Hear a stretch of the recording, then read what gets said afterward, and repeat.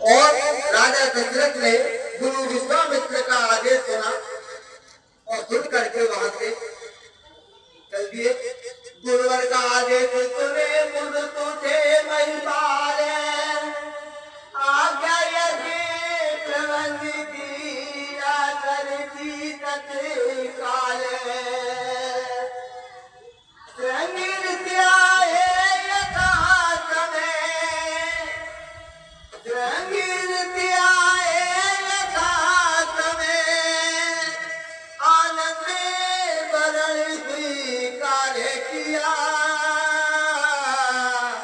मानो अथर्व ने हो कंद है, मानो अथर्व ने हो कंद है, आरंभ यज्ञ उपचार किया, आरंभ यज्ञ उपचार किया।